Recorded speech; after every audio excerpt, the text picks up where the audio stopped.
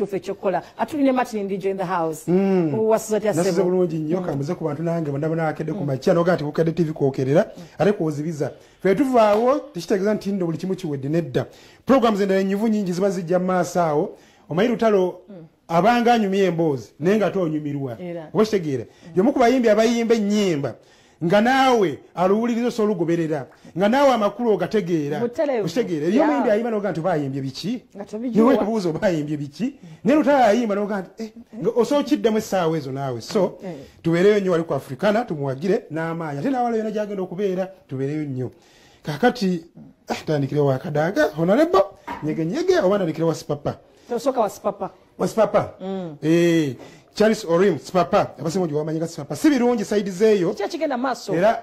mikwano gye abaluganda abakona ab'emikwano beetaga eddala essaala ez'amaanyi bongera ziweereza eri Sipapa kubanga olunaku lwe yalabiseeko mu kkooti Makinde wali eri avunaanibwa Sofa ne mukyala we Sofa bakyali babiri yali akazaala nzijukira emyezi giri 5-6 baby Sofa bakyali babiri nenga poliisi etegeeza nti waliwo n'abalala bangi be bayinza okuyita mu kkooti ku nsonga zezimu ezo kituufu Nyazaala bamukute Nyazaala nategeddeko nti nno poliisi ekabalaga wali omusango omanyi omusango ogwo guli wali kabalaga ku poliisi nti omu kubanoonyerezebwako nti bandibanga waliwo ebintu bye baazuula ebyali ewa Nyazaala ebiteeberezebwa okuba nti bibbe esobola okusanga n'ekibbe bakunoonyereza kukakasa wali mu bubbi bakuteresa otegedde oba tewamanya oba tewamanya bayinza okuleka bwe bakimanyako n'osirikira ekibbe nga naye bakunyweza bwe bazonda ekibbe ate kiba waasi kuba bayinza okuba kiteebereza okuba ekibbe nga si kibbe nsaba kakasa nti kino kibbe wakimanyako nga nawe omusango kola ki okukwata so enkalo okusinga olunaku lw'eggulo zabadde ku Nakawere mukyala Sipapa munnamateeka waabwe Lutalo ng'asaba kkooti waakiro ye mukkirize yeeyimirirwe agenda yonse bebi omulamuzi Adikin n'agamba nti ekisooka nze ndi wa kkooti esookerwako omusango munene nnyo guno sigusobola mu mateeka agafuga kkooti guno sigukwatako era sisobola kuwa nsala yonna yonna n'amuwa amagezi nti bebi ono amutwale mu kukomera bamuyonsezeeyo ali atuseeko eruzira oba ku kkomera yonna wabayo section bakkiriza bannakawere okuyonseza abaana nti agenda muyonseza sayidi zeeyo era n'abawa amagezi nti abagala embeera ey'okweyimirirwa balinde kkooti esingako awo so ne biwanvuwa mu mbeera eyo byawanvuye mu bumpimpi nti byawanvuye sooka otuwe kyali ku kkooti ne munnamateeka Lutalo alwana okulaba nti ejjeyo abantu be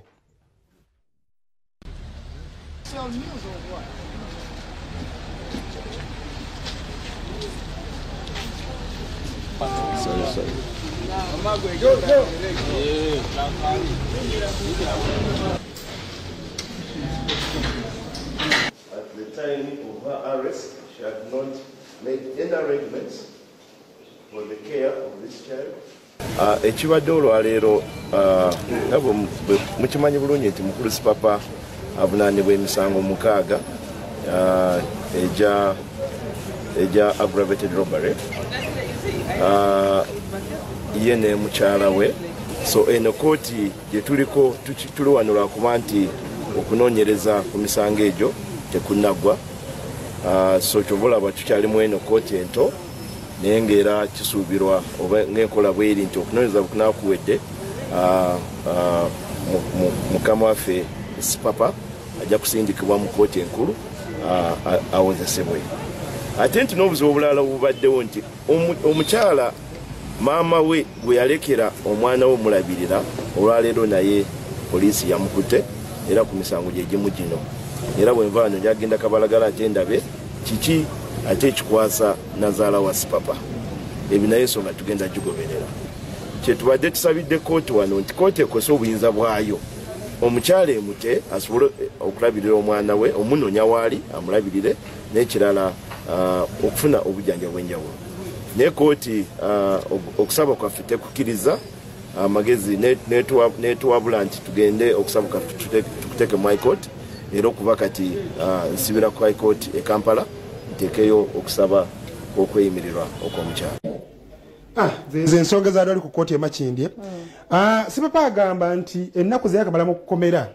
emu ku bintu byamiisinze Sofa ye nyegenyege era wedde abuuza nyegenyege yatambudde atya nyegenyege yatambudde atya bwe yasubiddwa nnyo ba yali amweteekedde nga ino genda munyegenyege ajoge nokulya ku bulamu naye nga gye yabadde mu kkomera ate sayidi zeeyo mama Kadaga alitwala Kadaga ate yagenze mu kifo ki yakikonyeemu omanyi nyegenyege ogenda okubeera wabadde kusika omuguwa kw'amaanyi wabitegera bulungi nabira mu parliament alibahayire bamuyita n'agamba akatika miliyoni 7 talina kyakiko ya sente ataddemu nyingi kakati mama Kadaga ekintu yakigedde mu style ekyomwaka guno aye n'akikola mulaga nti buli mwaka kyeyalabye munyegenyege ateeka okubeerawo n'olyoka ompulirira amazina abalaza mu sampa awo ssebo si bintu sooka olwe mama Kadaga abasoko bamulabe bayinza okuza nti mbalimba sooka omutuule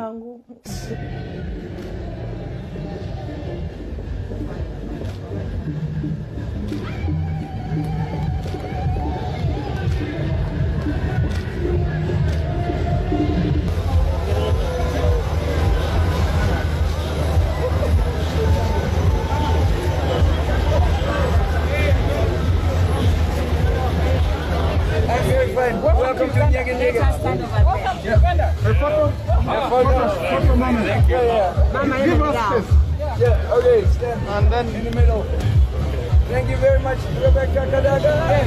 We are very happy. Have you enjoyed? Gainewo ebintu bingi ino ekisooka nga gainenga abantu baife ababulido bafuna akatalo kumala enaku zino zona zona bafuna akatalo kumala enaku zino zona abenkoko bokica abamagi bali kutunda abacafuzi bali kutunda abembuzi bali kutunda abomwenge bali kutunda abaswiti bali kutunda n'olwekyo enaku zino esatu zibaire nungi ino yetuli era ndikwenda okusaba alibai nti twongere wakutegeka buli mwaka baire nga gano ekindi ndagaine abantu abensi yona yona bali gano muli abazungu abannakenya abatanzania abanyarwanda baliwo abantu West Africa bona bali gano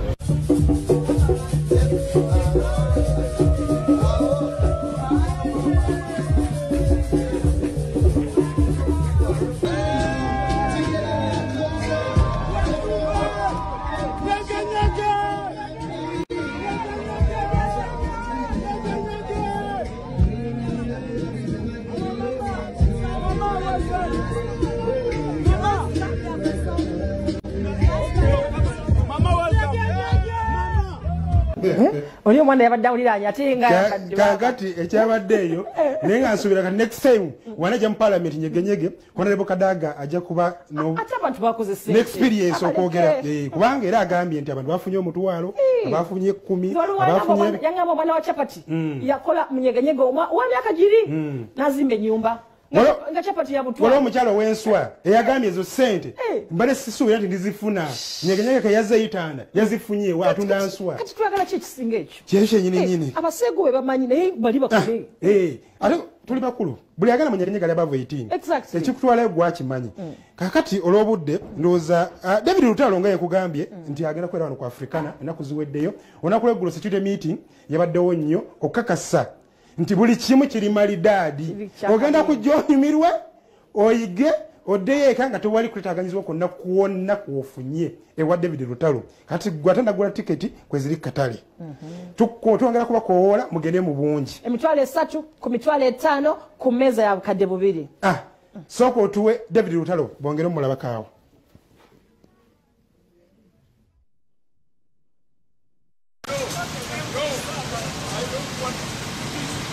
enteekateeka ziri mu bbira nga bwe mulaba mwenna olwaleero tusimbudde drives ez'akabisi kanagala concert wetugenda okubeera wano wennyini Hotel Africana ku lwokutaano tetukyayogera ddeeti tugamba lwokutaano lwa wiikendi so twagala okutegeeza bannayuganda nti enteekateeka zo zigenda mu maaso ziri mu bbira kati tusimbudde olusimbulo olusembayo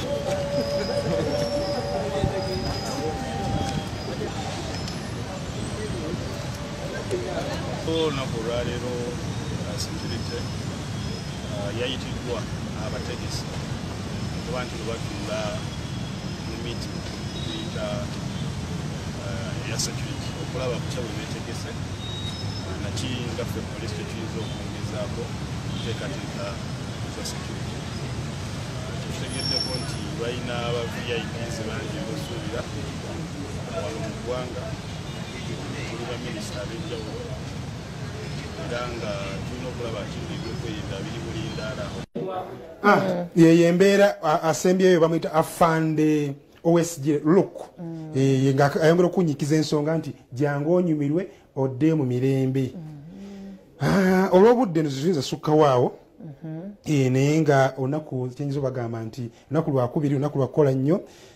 Queen wa Bungereza olunaku lweggulo naye yaziikiddwa yakitadde. Tulinze emikolo mirala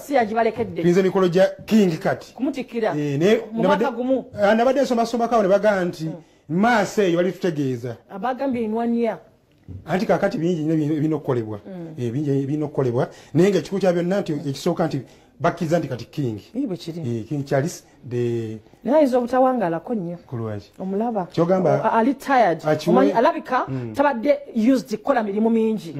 era omulaba nti amanyi si mangi ndowooza jasi akikutte emyaka gye gitambudde kubanga maama afugidde ebbanga naye ng'ali naye oli omwana yayinza okinyumira William bamulinde bajja mulaba